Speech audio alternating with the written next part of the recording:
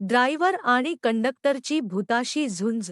प्रत्येक जण हे स्वामींचे पूजा प्रार्थना अगदी मनापासून करत असतात. स्वामींची सेवा ते मनोभावे करत असतात. स्वामींना प्रसन्न करून घेण्यासाठी अनेक वेगवेगळ्या प्रकारचे उपाय देखील करत असतात. तर मित्रांनो, त्याचबरोबर स्वामींच्या मठांमध्ये देखील जाऊन ते नामस्मरण देखील करत असतात. तर मित्रांनो, स्वामी नेहमी म्हणत असतात की भिऊ नकोस, मी तुझ्या पाठीशी आहे. स्वामींचे हे एक वाक्य खूप काही दिलासा देऊन जातो. तर मित्रांनो, आजपर्यंत आपण खूप अनुभव ऐकले, वाचले, बघितले देखील असतील. तर त्यातलाच एक अनुभव भयानक असा हा स्वामींच्या भक्तासोबत घडला आहे. असं घडायला नको पाहिजे होता, तरी तो घडला आहे. पण स्वामींनी त्याच्यामधून सुखरूप असे बाहेर देखील त्यांच्या भक्तांना काढले आहे.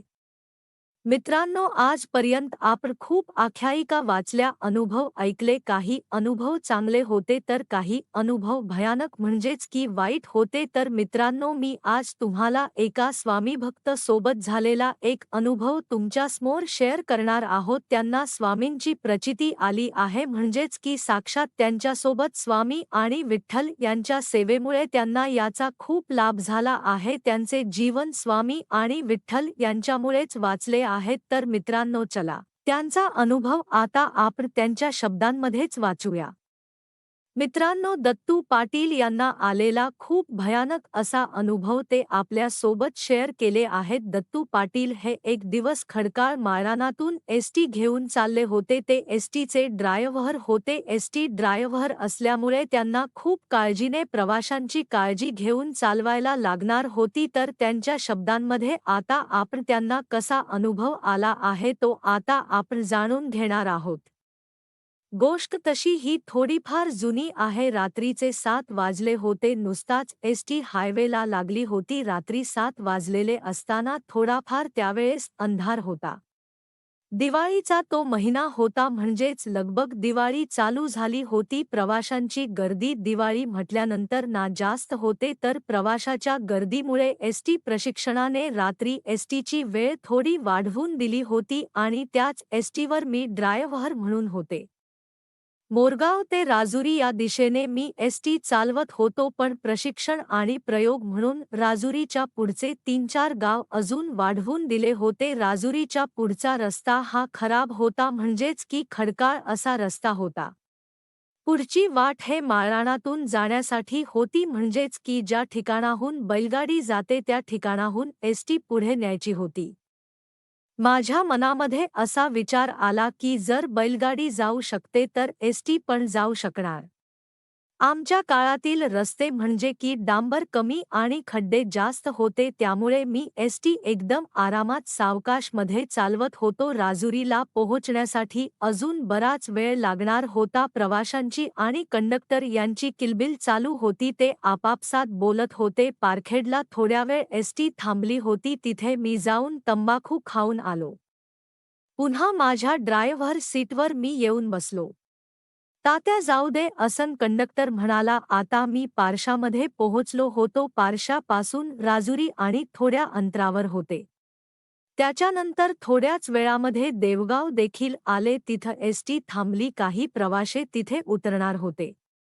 तिथे महादेवाच्या मंदिराला मी नमन करून पुढे एसटी डांबरेला घेतली व चालवायला लागलो. त्याच्यानंतर इथून पुढचा जो रस्ता होता तो पूर्ण जंगलामधून जाणार होता. रस्त्याच्या दोन्ही बाजूने गर्दशी झाडी होती. रस्ता पण लहानच होता. एसटीचे 2 चाक डांबरीवर तर 2 चाक कच्चा खडग्या रस्त्यावर होते. रस्त्याच्या त्या वळणावर एक म्हातारा थांबला होता. मी तिथे एसटी थांबवलो. तो त्या एसटीमध्ये चढला व माझ्या विरुद्ध खिडकी शेजारीच बसला. थोड्या वेळामध्ये कंडक्टर आला. कुठे जायचं आबा असे कंडक्टर ना त्याला विचारलं. कंडक्टर त्याला म्हणाला डोंगरीला जायचं का. मग त्या वयस्कर म्हातारांना विचारलं डोंगरी म्हणजे नेमकं कुठं. माळभाग आहे तोच परिसर काय. तिथे भूतांचा माळ आहे तोच परिसर काय. बराच टाईम होऊन गेला होता. आम्ही दोघं गप्पागोष्टी करत होतो. म्हातारा म्हटला, भूताचा माळा. भूताचा माळ हा शब्द ऐकून माझ्या भुवया उंचावल्या. काय भूताचा माळ? तिथं काय भूतबीत असतात काय? असं मी त्या म्हाताऱ्याला विचारलं. मात्र असतील, पण ती उगाच असं कुणाच्या देखील वाट्याला जात नाही. आतापर्यंत एसटी ही राजुरीला येऊन थांबली होती. येतो जरा मी, असं म्हणून तो म्हातारा खाली उतरला. पुन्हा थोड्या वेळाने तो एसटीमध्ये आला. राजुरीला पूर्ण एसटी खाली झाली होती. आता आम्ही एसटीमध्ये, मी कंडक्टर, तो म्हातारा आणि मध्यम वयाचा एक मुलगा होता जो की तो कंडक्टरच्या विरुद्ध खिडकीला बसला होता. चला जाऊ द्या, असं म्हातारा म्हणाला. या विहिरीपासून डावीकडे टाका. म्हातारा हा एसटीला वाट दाखवत होता. मी पहिल्यांदाच राजुरीच्या पुढे जात होतो, त्यामुळे मला रस्त्यांची फार काही माहिती नव्हती. एसटी आता खडगाळ रस्त्यावरून जात होती. तो रस्ता थोडाफार डोंगरातून जाणारा चढणीचाच होता. म्हातारा म्हणाला, हा बघा बैलगाडीचा रस्ता टाकायचा आणि चला पुढे, तुम्हाला बरीच माहिती दिसते. असं मी त्याला विचारलं. मग त्या म्हाताऱ्याने म्हटले की मग काय, एसटी नव्हती त्यावेळेस आम्ही इथून चालत जात होतो. म्हातारा म्हणाला, हा तलाव बघा, या तलावामध्ये एक जीप बुडाली होती. या जीपमध्ये असलेली पूर्ण माणसे त्या तलावामध्ये बुडून मृत्यू पावले होते.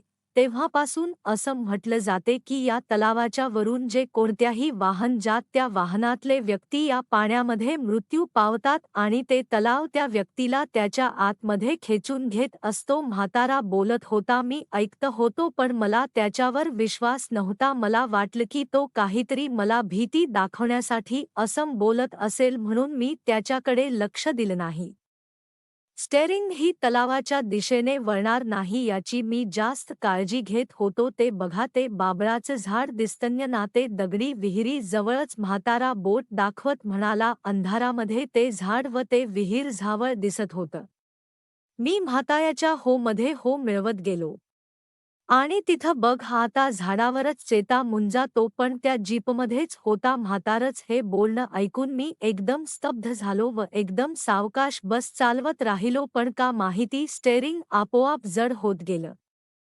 म्हाताऱ्याला उगाच शब्दाने शब्द वाढत जायला नको म्हणून मी शांत होतो, पण त्या म्हाताऱ्याला माझी शांतता रास येत नव्हते. तुम्हाला खोटं वाटतं, त्या जीपीचा ड्रायव्हरला विचारा, असं मला म्हातारांना म्हटलं. जो कंडक्टर साहेबांच्या विरुद्ध दिशेला बसलेला आहे तो मध्यम वयाचा मुलगा एकटाक तलावाकडे बघत राहिला होता.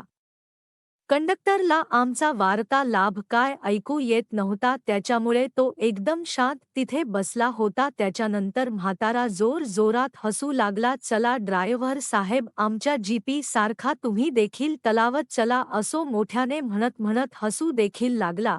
तो केळसवानी मोठ्या मोठ्याने हसू देखील लागला. एसटीची स्टेअरिंग आता माझ्या ताब्याबाहेर जात होते. दुसरा कोणताही माझ्याकडे मार्ग नसल्याने मी एसटीची हळू चावी काढत इंजिनच बंद केलं. त्याच्यानंतर नाही, मी कंडक्टरला घेऊन बसच्या बाहेर उतरलो. बसच्या बाहेर उतरल्यानंतर मी सर्व गोष्टी कंडक्टरला सांगितल्या, पण ते सर्व गोष्टी कंडक्टरला पटत नसल्याने तो मजा करतोस काय असं मला विचारला. तर मी त्याला पटवून देण्याचा खूप प्रयत्न केला. त्याच्यानंतर देखील त्याला पटलं नाही. मग मी हा उपाय केला त्याला, त्या जो एसटीमध्ये असणारा म्हाताऱ्याकडे बघ म्हटलं. तर तो म्हातारा खूप मोठ्याने हसत होता.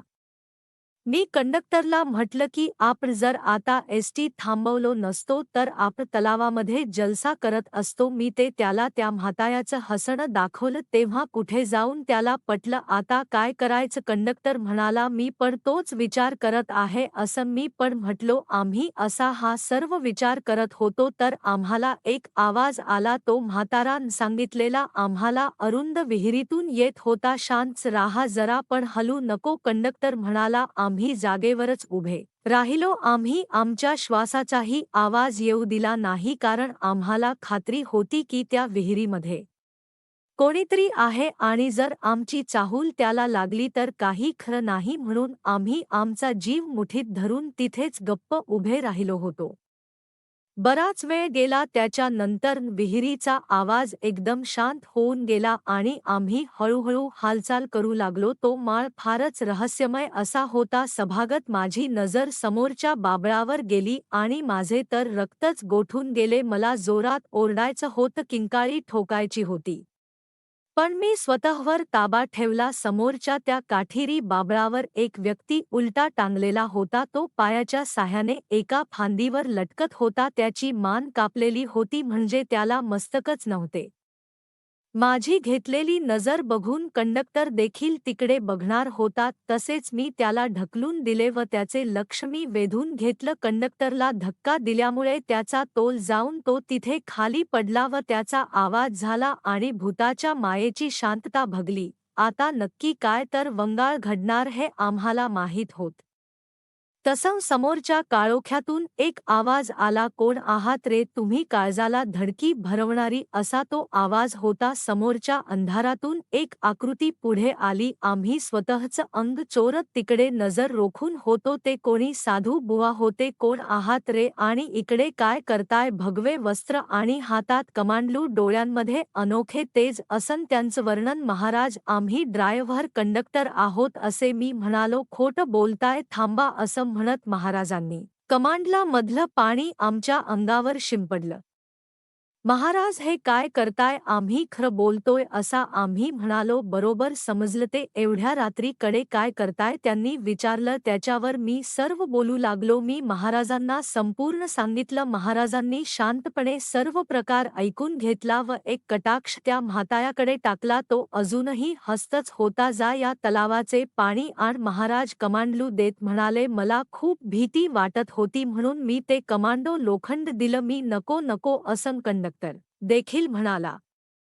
महाराज म्हणाले, जा विठ्ठल विठ्ठल म्हणत जा आणि विठ्ठल विठ्ठल म्हणत ये. महाराज कडक आवाजामध्ये म्हणाले. दुसरा कोणता पर्याय नसल्यामुळे मी तिथे पाणी आणायला गेलो आणि महाराज तोपर्यंत एसटीमध्ये एक फेरफटका मारून आले आणि ते अपघाती मरण पावल्यामुळे एसटी कोणत्याही प्रकारे तलावामध्ये गेलीच असतील. एसटीवर ते पाणी शिंपडतात त्यांना वाटेल की एसटी ही तलावात आहे, मगच ते तुमचा पिच्छा सोडतील. मासे महाराज म्हणाले. तिकडून श्रीहरी विठ्ठल जय हरी विठ्ठल मनात कंडक्टर आला. कमांडलूमध्ये तलावाचे पाणी घेऊन येत होता. महाराजांनी त्या दोघांवर पाणी शिंपडले तसे ते दोघे पण गायब झाले. महाराजांनी पूर्ण एसटीवर व आमच्यावर देखील कमांडलू मधलं पाणी शिंपडलं, म्हणजे ते परती येणार नाही आणि आले तरी पाणी शिंपडल्यामुळे आम्ही त्यांना त्यातलेच वाटू. महाराजांना आग्रह केला असता ते आमच्या सोबत यायला तयार झाले. महाराज एसटीमध्ये बसले व आम्ही तिथून निघालो.